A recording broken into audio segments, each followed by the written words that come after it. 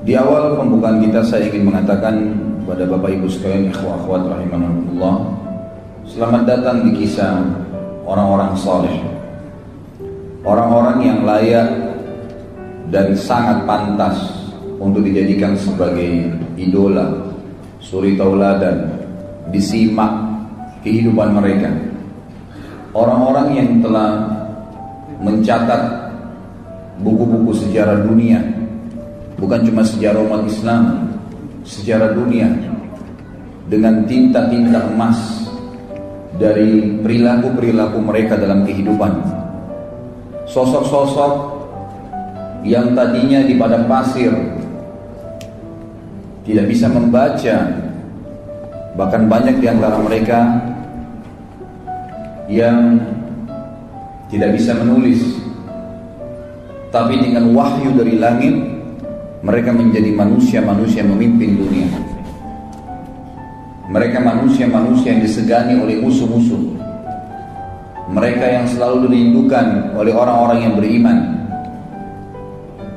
Serial tentang sahabat yang mulia ini, saya berdoa secara khusus kepada Allah SWT akan diberkahi dan dimudahkan, sebagaimana Allah telah mudahkan kita pada bulan yang lalu membahas tentang menggapai derajat Siddiq bersama Abu Bakar radhiyallahu anhu. Kita pada pagi ini akan membahas menjadi Faruq bersama Umar bin Khattab radhiyallahu anhu. Saudaraku, Faruq diambil dari kalimat faraqa yufariqu, atau lebih tepatnya sebenarnya juga diambil dari farraqa yufarriqu, yang artinya membedakan, memisahkan, memilah dengan jeli dan tepat. Itu artinya. Kalau dikatakan Faruq, itu ismul fa'il namanya, dinisbatkan kepada pelaku. Jadi kalau tadi artinya membedakan, memilah, memilih ya, antara kebenaran dan kebatilan dengan tepat dan jeli, kalau dikatakan Faruq berarti orang yang melakukan itu. Umar radhiyallahu anhu mendapatkan julukan Faruq dari Nabi kita Muhammad SAW, langsung dari Nabi. Itu semua karena prinsip dasarnya Umar radhiyallahu anhu. Beliau begitu mengenal Islam, sebagaimana yang kita dengar bagaimana kisah masuk Islamnya, bagaimana kelebihan-kelebihannya, perilaku-perilakunya, bagaimana sosok Umar di zaman jahiliyah yang ganas, yang luar biasa bencinya dengan Islam, yang secara khusus meluangkan waktunya untuk menyiksa kaum muslimin. Umar bin Khattab radhiyallahu anhu pada saat di Mekah sebelum masuk Islam, bukan hanya menyiksa budak dia datang kepada teman-temannya seperti Abu Jahal, Abu Sufyan, Umayyah bin Khalaf, didatangi oleh dia dan dia bantu menyiksa budak-budak temannya sampai sore hari, dari pagi dipukulin, digebukin, macam-macam. Dan Umar bin Khattab pada saat tiba malam, dia meninggalkan orang-orang Islam sambil berkata apa?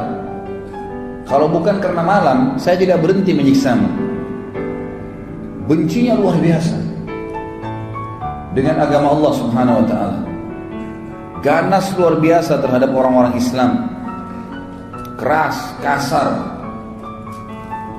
Tapi dengan adanya hidayah dari Allah Subhanahu wa ta'ala mengubah figur Umar bin Khattab radhiyallahu anhu yang tadinya sibuk dengan khamr.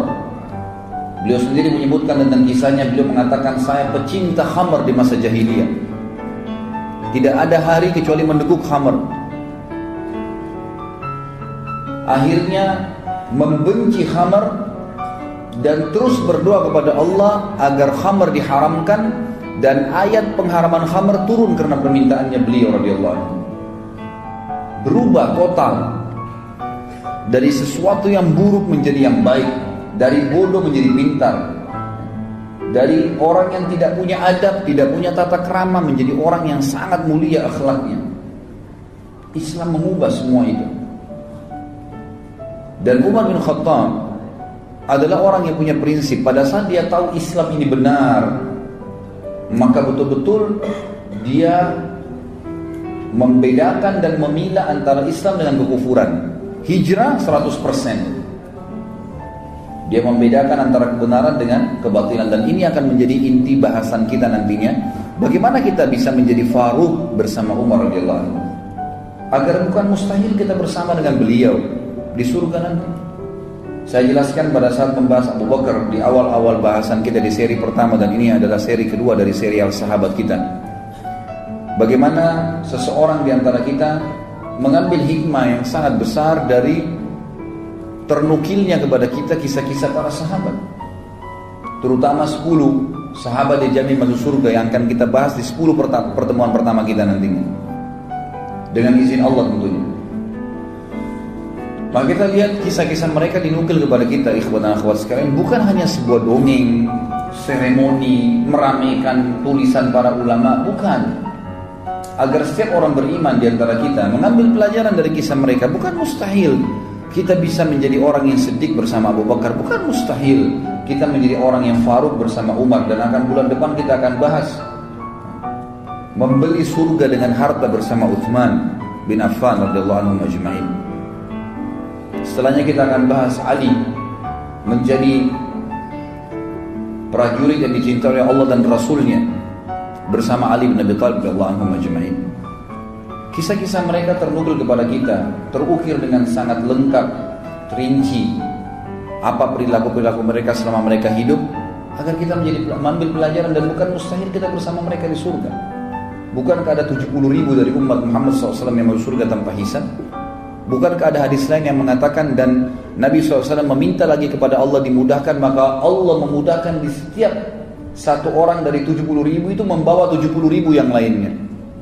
Semoga Allah SWT menjadikan kita termasuk di antaranya, masuk surga tanpa hisab bersama dengan orang-orang yang sudah dimuliakan oleh Allah SWT dari kalangan sahabat Nabi ridwanullahi alaihi.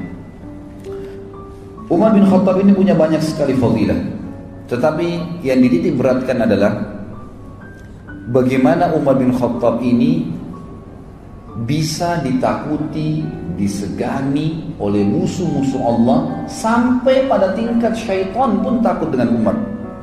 Padahal Umar gak melihat syaitan itu. Kira-kira apa kata kuncinya? Di pembukaan ini saya akan sebutkan, dan penulis buku menyebutkan tentang masalah itu. Beliau mengatakan, ini adalah Al-Faruq. Menyebut namanya menghiasi majlis pertemuan setiap orang yang beriman. Padanya terbaca kebenaran ungkapan. Semua orang yang membahas Umar dan menyimpulkan ternyata sampai dia sukses sebagaimana kita pelajari nanti, dari anak atau dari seorang anak muda yang pemabuk, yang jahat, yang ganas sama orang Islam atau orang mukmin di Mekah, menjadi seorang yang beriman yang sangat baik, sebagaimana kita lihat nanti, yang sangat luar biasa perjuangannya membela agama Allah, dan sangat tegas dengan orang-orang kafir, sampai menjadi raja kaum muslimin dan meninggal mati syahid di Madinah. Ternyata kata kuncinya, kata beliau adalah, barang siapa yang takut kepada Allah, niscaya Allah akan membuat segala sesuatu takut padanya. Jadi rahasianya Umar bin Khattab ditakutin. Nanti kita lihat sama musuh-musuhnya dari kalangan manusia dan jin pun. Jin kalau melihat Umar bin Khattab, nanti kita jelaskan hadisnya, lewat di sebuah lembah, Umar gak lihat, dia sengaja cari lembah lain karena takut dengan Umar radhiyallahu anhu. Kata kuncinya karena Umar bin Khattab sangat takut dengan Allah Subhanahu wa taala. Disebutkan cirinya adalah beliau kalau mendengar atau membaca Al-Quran, terlintas ayat tentang azab, maka beliau pingsan. Setiap kali dengar ayat pasti pingsan. Bahkan pernah sekali beliau baca Quran, itu pingsan dan sadar beberapa saat kemudian, dan merasa sakit tubuhnya karena takutnya dengan ayat tersebut selama sebulan. Dan para sahabat mengunjunginya karena dianggap sakitnya tadi. Tidak pernah kena apa-apa, nggak ada penyakit khusus, tapi karena takut pada saat membaca tentang ayat azabnya Allah Subhanahu wa taala. Di kedua bawah matanya, kelopak matanya ada garis berwarna hitam.